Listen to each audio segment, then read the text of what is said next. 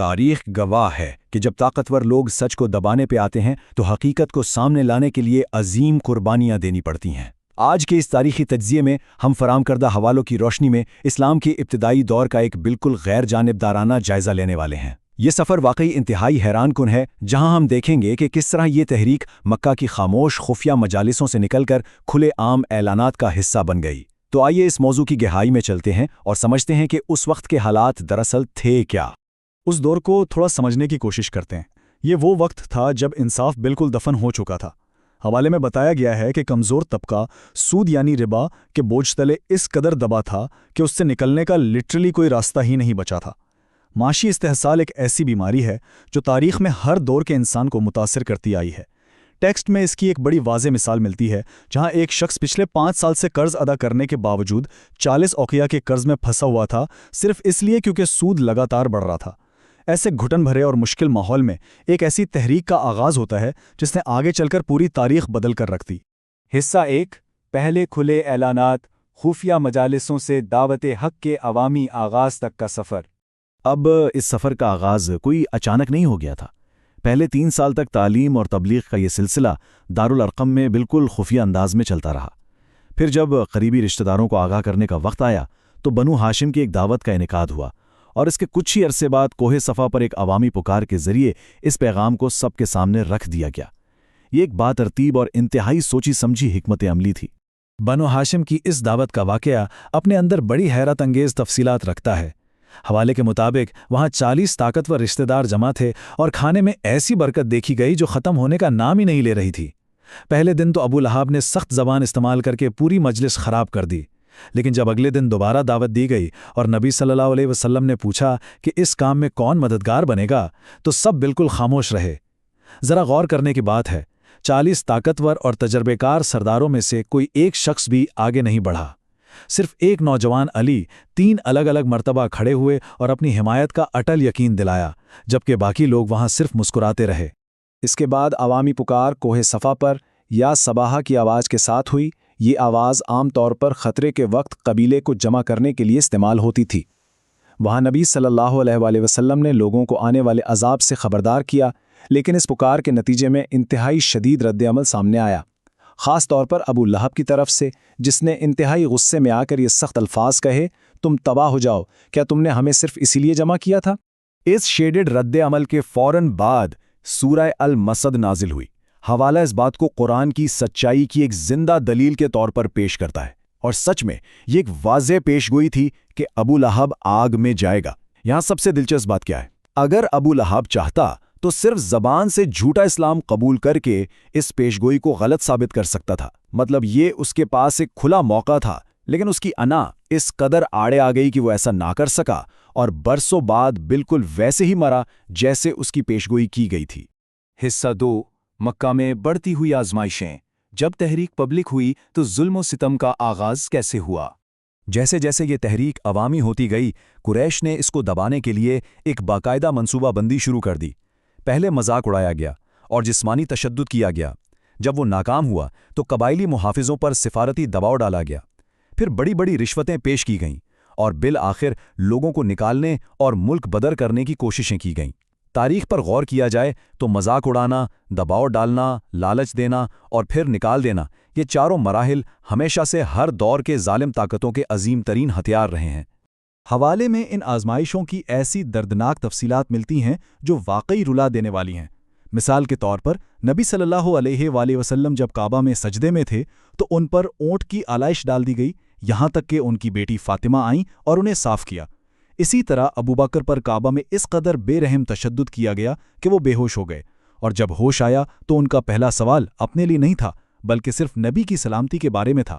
اور پھر عبداللہ ابن مسعود، جنہوں نے جب دلیری سے سورہ الرحمن کی تلاوت کی تو ان پر بھی جان لیوا حملہ کیا گیا۔ اب جب ان سزاؤں اور تشدد سے بات نہ بنی تو قریش نے دباؤ کا رخ ابو طالب کی طرف موڑ دیا، جو تحریک کے آخری قبائلی محافظ تھے۔ قریش نے انہیں آ کر دھمکایا۔ ابو طالب نے نبی صلی اللہ علیہ وسلم سے گزارش کی کہ ان پر اور قبیلے پر اتنا بڑا بوجھ نہ ڈالیں۔ اس وقت جو تاریخی اور اٹل جواب دیا گیا، اس نے ابو طالب کو آخری دم تک ساتھ دینے پر مجبور کر دیا۔ اگر یہ لوگ میرے دائیں ہاتھ میں سورج رکھ دیں اور بائیں ہاتھ میں چاند، تب بھی میں اس دعوت کو نہیں چھوڑوں گا۔ حصہ 3، قریش کی ناکام پیشکشیں۔ جب دباؤ کام نہ آیا تو لالچ کا راستہ کیسا رہا؟ واقعی جب دھمکیاں اور جسمانی دباؤ بالکل فیل ہو گئے تو قریش نے ایک نیا راستہ اختیار کیا، دنیاوی لالچ کا۔ انہوں نے انتہائی پرکشش پیشکشیں سامنے رکھیں۔ انہوں نے کہا کہ اگر مقصد دولت ہے تو بے حساب دولت لے لو، اگر رتبہ چاہیے تو سب سے بڑا سردار بن جاؤ، اور اگر حکومت چاہیے تو ہمارا بادشاہ بن جاؤ۔ حیرت کی بات یہ تھی کہ ان ناقابل یقین پیشکشوں پر نہ تو کسی قسم کی لالچ کا اظہار ہوا اور نہ ہی غصے کا، بلکہ انتہائی سکون کے ساتھ صرف سورہ فصلت کی آیتیں تلاوت کی گئیں۔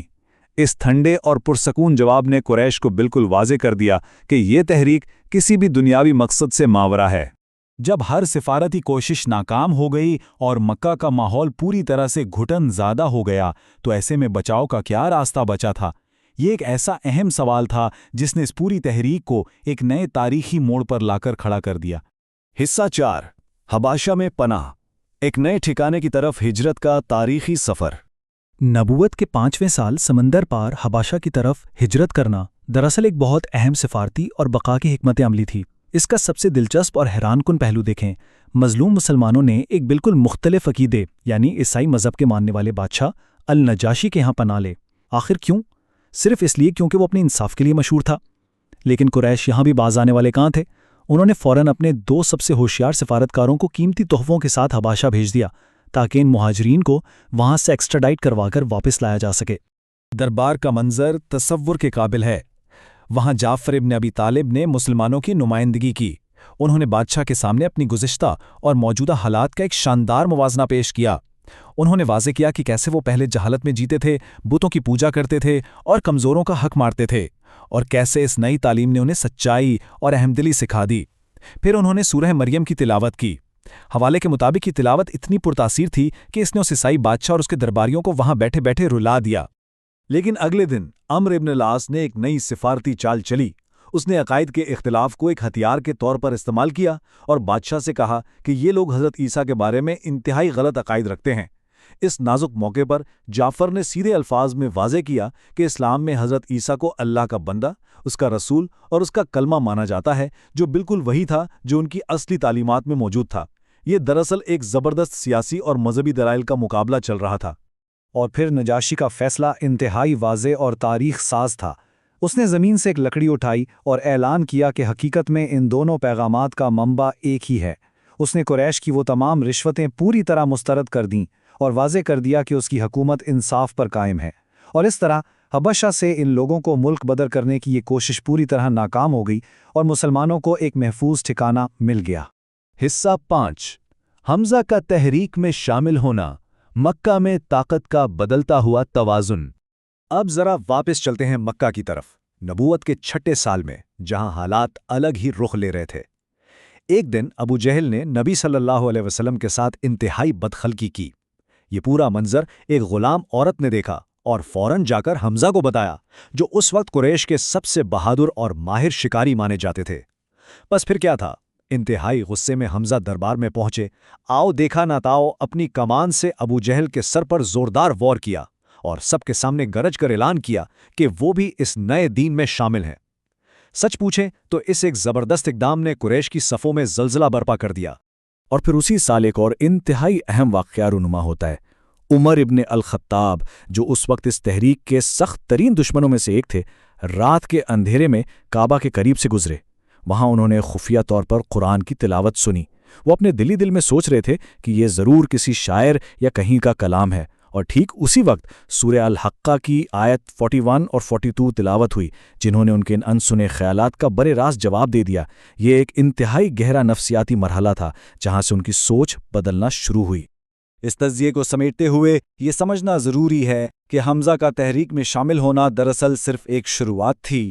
مکہ کی خاموش گلیوں کے پیچھے ایک بہت بڑا طوفان جمع ہو رہا تھا۔ عمر ابن الخطاب کا یہ خفیہ تجربہ اس بات کی طرف صاف اشارہ کر رہا تھا کہ عنقریب ایک ایسی تبدیلی آنے والی ہے جو اس پورے خطے کا نقشہ ہمیشہ کے لیے بدل کر رکھ دے گی۔ یہ تاریخ کے ان دلچسپ موقعوں میں سے ایک ہے جہاں طاقت اور سیاست کا پلڑا اچانک ایسی سمت مڑ جاتا ہے جس کی کسی نے توقع بھی نہیں کی ہوتی۔ ذرا غور کرنے کی بات ہے، جب ظلم اور اندھیرا سب سے گہرا ہوتا ہے تو کیا وہی وقت ایک نئے سویرے کی آمد کا اشارہ نہیں ہوتا؟ تاریخ کا یہ حیران کن سفر تو ابھی بس شروع ہوا ہے۔